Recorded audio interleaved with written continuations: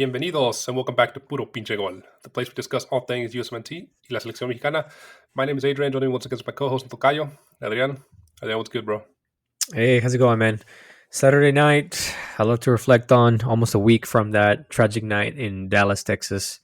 But I'm glad to see that Liga MX is back because that's what I live for, man.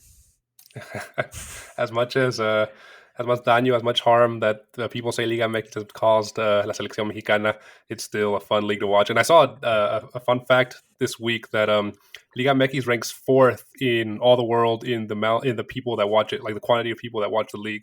That just goes to tell you like how many people, not only in Mexico, but in the United States, even it's a big league in Central America. It's a necessary evil, man, for sure. Yeah. For sure. But yeah, like you said, it's been a week since that night in Dallas where Mexico lost the Nations League the third year in a row, I guess, without winning it. And they're now 7 games without being able to beat the USA. 2 of those games were ties. And Mexico has not scored a goal against USA in a non-friendly match since that 3-2 loss in the inaugural Nations League final back in June 2021. So, Adrian, this episode, we did our last episode kind of reflecting on USMNT's performance, what it means for them, what it means for them moving forward, looking to the Copa America this summer. This kind of our, digest, reflection episode of la selección mexicana. And the big question on everybody's mind, really is what has caused Mexico to regress so much. There's, been comments here in the last week or so saying, this never happened in the 90s when Mexico had nothing but Liga MX players on their team except Hugo Sanchez. We were dominant. We were a world power, or maybe not, the top world powers, but, could compete with the top powers and, was obviously way better than the United States, was obviously way better than anybody else in CONCACAF. What has happened? And, it's a number of factors, right? Yeah, it's a very I think we can do like a huge iceberg video, just going through every single little thing that has happened over the last 20 years to find ourselves in today and what's going on as of latest, right? But it's an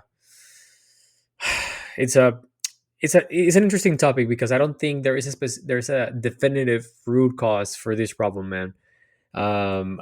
I think it's a combination of poor choices, amongst them the lack of football infrastructure, business interests from the owners of football in Mexico, and also and at the core of this, it's the Mexican player idiosyncrasy or ideology. If you want me to pinpoint a specific problem or cause for the situation of today, I don't think it's as simple as that. It is just a convolution of different things that are essentially unraveling this disaster that we have today with Mexico. A lot of people are claiming that Liga MX is a main culprit, but I don't necessarily agree with that specific argument. And as you said at the beginning of this episode, is as much as we want to put the blame on the Liga MX, I think Liga MX isn't the root cause, but it's a catalyzer for everything that is going on right now. It's definitely, it's not the root cause, it's not the main cause, but it definitely is a cause. If you look back, how commentators were saying, periodistas were saying that, we used to be good in the 90s when everybody was in Liga MX. Liga MX back then is a lot different than Liga MX is now. Liga MX back then used to participate in Sudamericana, Libertadores. Liga MX back then did not have the obligation to participate in Leagues Cup, little tournaments like that, more little tournaments like that. Liga MX back then didn't bring in as much extranjeros, foreigners to the league. It was more of a closed, primarily Mexican-based league. It's always been a rich league, a league with a lot of money, especially in the big teams. So it's always had that attraction. But now they use that money more so to, bring foreign players, which has definitely helped, Mexican nationals in not advancing. It's also a different league in that, back then there was promotion relegation, right? Back then they had Copa America. And yeah, I just think, like I said, Liga MX is not the primary cause, but those things, all those items that have, kind of led to where Liga MX is right now definitely helped, reduce the level of play for la selección. I mean, if you don't have a strong, I think Liga MX I wouldn't say it's regressed. It just stagnated. And while all the other leagues have improved, while the United States has shipped many players abroad, Liga MX has stagnated. And yeah, they might have been really good. It might have been good enough in the '90s to compete, but now that Mhm. stagnation has caught up to La Selección, and I think Liga MX definitely needs to implement some changes. If you could kind of point to a big turn where Mexico started suffering a lot, La Selección that is, when they got rid of promotion relegation, when they got rid of Copa America. A lot of this had to do with COVID, right? That's kind Mhm. of the spot they stopped all that, they paused all that, but definitely not bringing that back, lowers the competition in the league. And yeah, I mean, Liga MX is not the culprit, but definitely a factor. All the things that you mentioned are, I think, true statements and statements that I agree with. The fact that they got rid of the 2011 rule or forced teams to to, I guess, line up players who were under the 20 year old mark uh, to have X amount of minutes. Also, the fact that, as you mentioned, the increase on foreigners on all of the squads, causing the reduction of outlets for young talent to be taking in consideration the fact that you have less matches of relevance like Copa America or promotion relegation is definitely a combination of catalyzers that are not benefiting Mexico as a national team.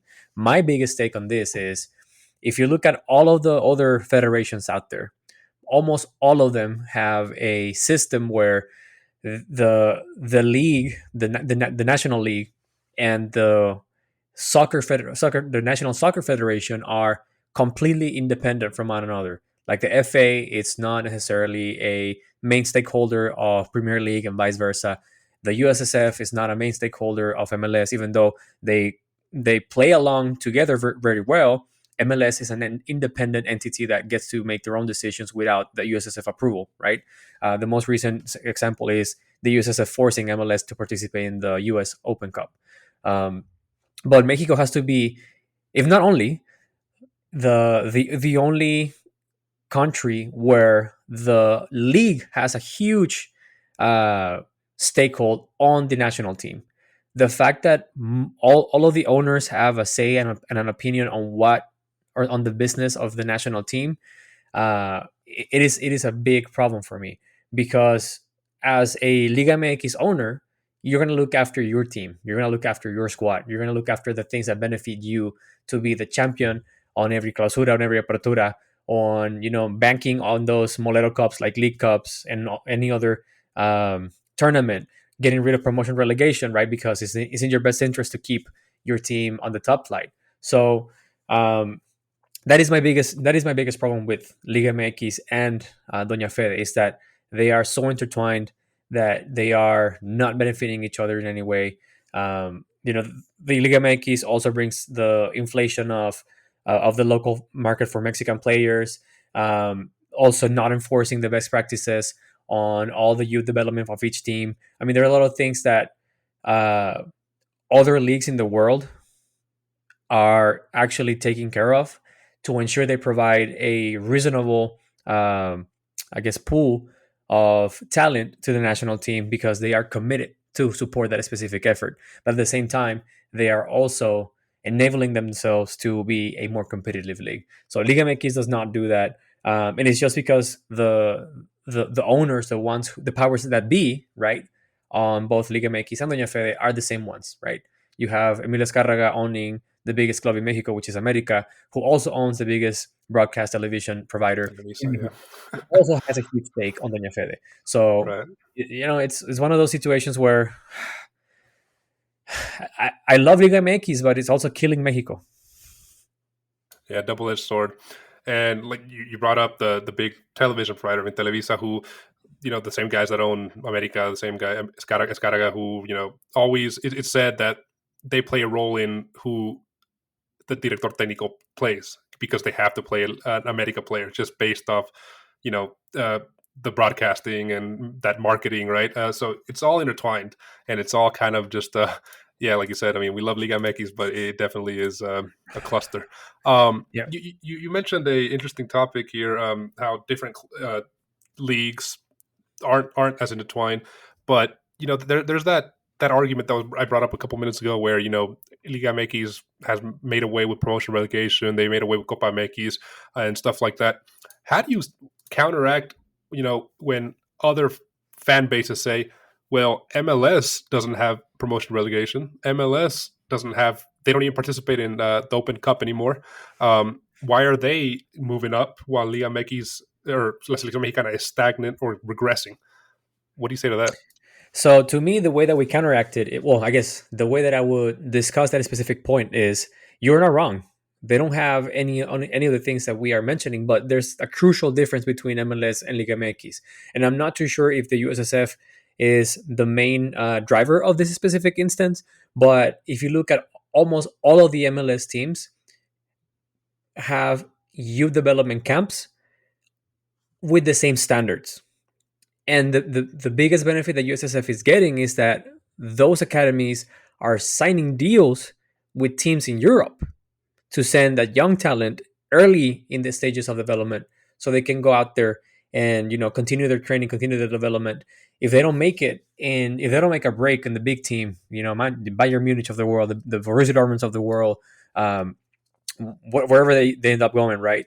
They always come back to MLS being a better player. So that to me is the biggest difference, is that of course, I personally, I think that promotion relegation is an add-on that make a league more competitive, and then also pushes teams to either look at different options to remain on the top flight, or teams that are aspiring to be on the top flight use more local talent to fulfill those needs, right? But I don't think it's the main answer. I honestly don't think it's a like if Liga MX would continue to have promotion relegation, I don't think we would be in a different spot that we are in today. So while promotion relegation, yes, offers a good outlet for young talent to get tested, is not the answer. The USSF is working with MLS to ensure that there's a steady supply of young talent that is going to the top 5 leagues in Europe to continue the development. That's the biggest difference, right? Promotion relegation, again, it's like whenever you're looking at your freaking credit score, right? Whenever you open a new account, it doesn't really impact a lot. I think promotion relegation is the same analogy, where yes, it's nice to have it. It can only help you get better, but if you don't have it, it isn't necessarily a drastic downside for the national team, at least. Yeah, and it all starts, like you said, in player development. I was hearing Futbol Picante earlier this week, and Tuca Ferretti was on and saying how when he was coach for Tigres, mind you, one of the biggest, richest clubs in Mexico, they only spend $5 million per year on youth development. That includes all their youth teams. That includes scouting. That includes, just what everything that goes into developing the non-main team, right? So $5 million is pennies for something like that, and that's for one of the rich clubs. Can't even imagine, the Mazatlan or Puebla or Juarez. Those other teams, how little they spend on youth development, which is also one of the reasons why we're here. Yeah, because of those teams like Tigres, Monterrey, America, Chivas, if you name it nowadays, their business isn't on developing players. The business is on winning championships and increasing their fan base that way. The only teams that actually follow that specific business model are Santos and Pachuca, right? If Liga MX were to become an ally of Doña Fede and act independently, right, they could find a collaboration to enforce a specific standard for all of the teams to have their youth development academies at the same level, regardless if you're a Mazatlan, regardless if you're America. You all should all follow the same standards for developing young talent, and that's not going to happen. Does. Exactly. That's the biggest thing. And also, and additionally, it's like, yes, the MLS is an up and coming league.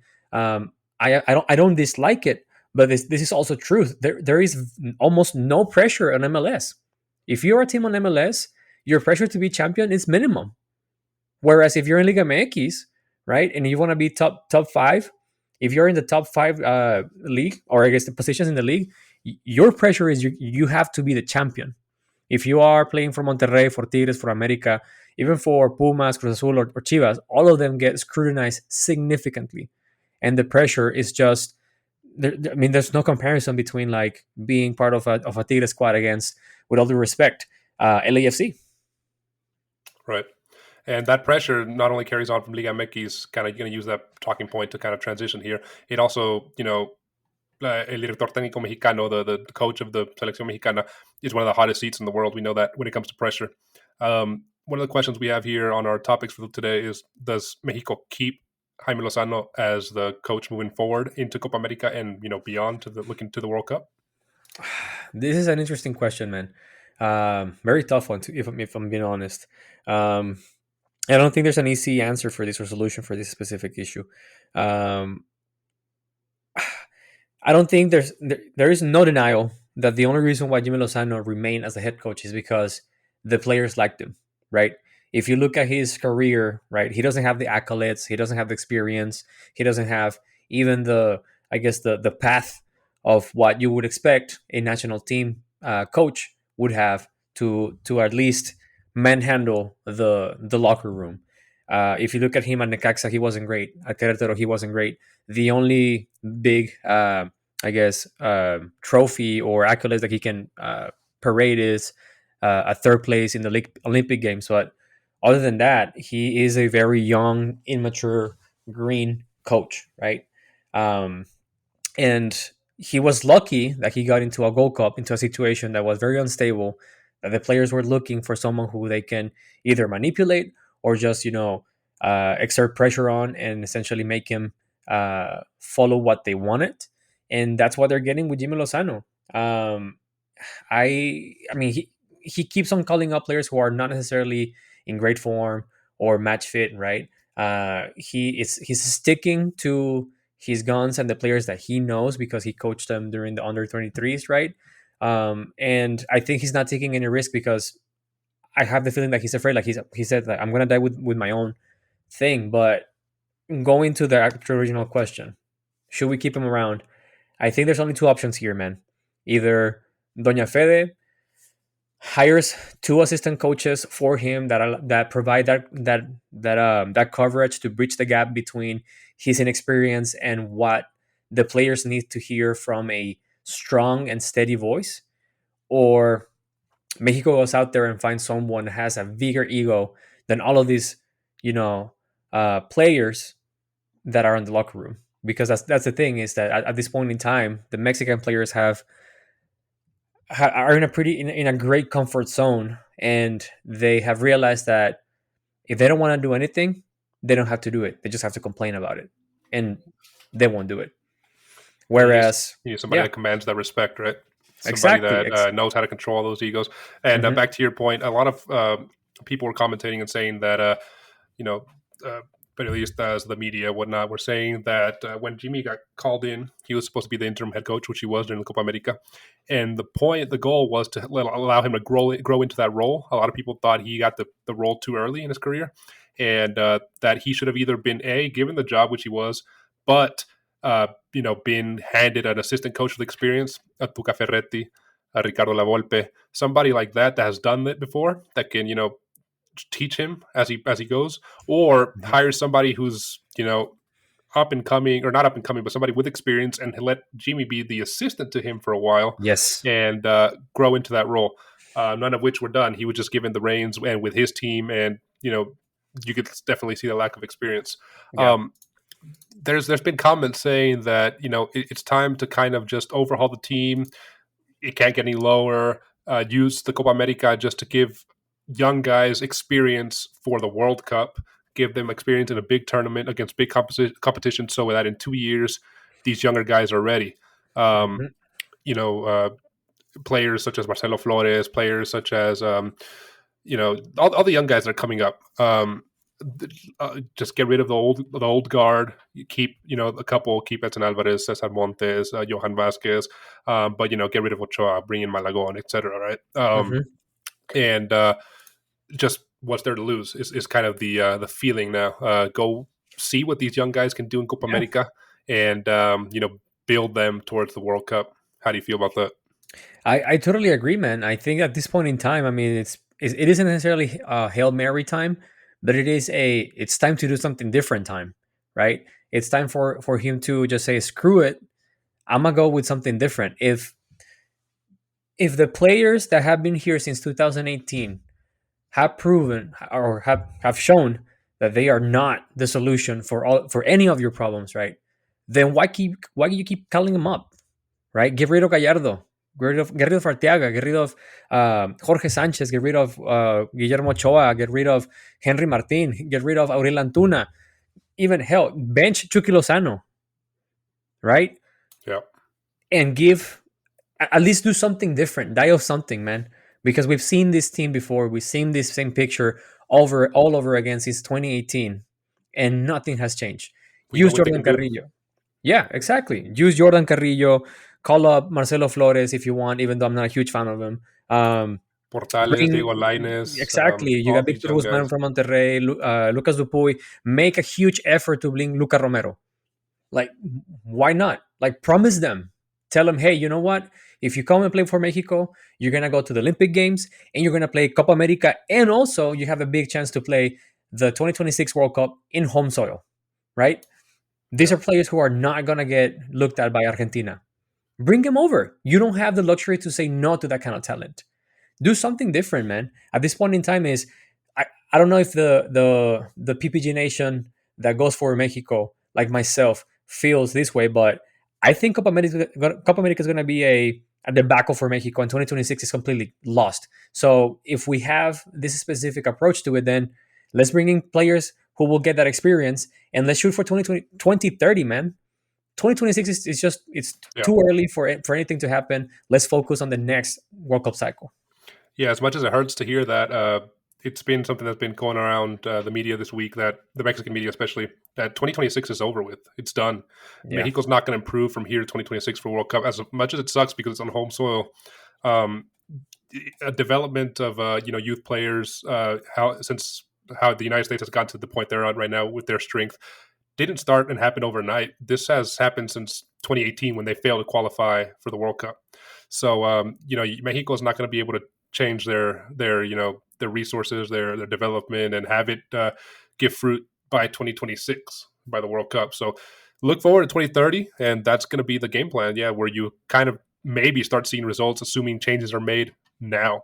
Um, Speaking of Copa America, earlier this week, Bet365 released the official betting odds, and Mexico had an 8% chance to win, higher than Colombia and United States. And as we mentioned, kind of in our United States overview, I think this kind of has to do with just the group that Mexico's in, right? Mexico being in the group with Venezuela, Jamaica, and Ecuador, a group that is winnable, albeit very even. Mexico can land in first, or they could be last, depending on when Mexico shows up and what Ecuador, Venezuela, and Jamaica show up, right? Yeah. But those odds are slightly higher for Mexico just because if they win and advance, win that group and advance from that group, they'll be playing, the second place, which team from the other group, which obviously is going to be second to Argentina, meaning it's going to be either Peru, Canada, or Chile. So Mexico has a good shot to get to the semifinals, assuming they win their group, which is why they have a better odds. But like you said, you don't have a lot of faith in Mexico for this tournament. I'm always kind of more of optimistic. I think they might get out the group and could end up maybe winning it, but I think they're going to get out the group as second place and find Argentina in the in the knockout, and I don't see them getting past Argentina. But Yeah, that's go my for it. approach too here. I think they're gonna get out second and then, face their destiny against Argentina. Yeah. Their forever destiny. Yes. Yeah. But what's next for Mexico? Mexico plays Bolivia in a friendly on May 31st. Then they play two other friendlies in June against Uruguay and Brazil before kicking off Copa America. So three South American friendlies, two really big games there, Brazil and Uruguay, to kind of measure up before the tournament starts, see where they stand. And like we Mhm. said, for the United States, this could either serve as a big motivator if they get results, or can just be even more nails on the coffin at this point where Mexico is very, very low in just self-esteem. Um, Yeah. but yeah, Mexico heading into Copa America kind of at a low point, man. Yeah. No, I mean, I don't think there's any positive perspective or expectation here for eltri. Man, Adrian, as we wrap up this episode, where can our listeners find us, dude? They can always find us on YouTube. Don't forget to subscribe, hit the like button, and turn on the notifications. You can also find us on Apple Podcast, Spotify, or wherever you get your podcast on. Last but not least, you can also find us on Instagram. We post stuff every now and then. Yeah, be sure to follow us over there on Instagram and let us know in the comments below. How do you feel about the current status of Mexican football, of la selección mexicana? What changes do you think need to be implemented in order for us to see Mexico, back on the rise and being back to the team we know they are historically and that they can be? Definitely like to interact with you guys in the comments and like listening to what you guys have to say. And stay tuned here with PPG because we will be doing our 500 subscriber giveaway video this week. So that'll include instructions on how to participate in that. So stick it here with PPG. Yeah, man. Another interesting one with you. I'll see you in the next one. Take it easy, my friend. See ya.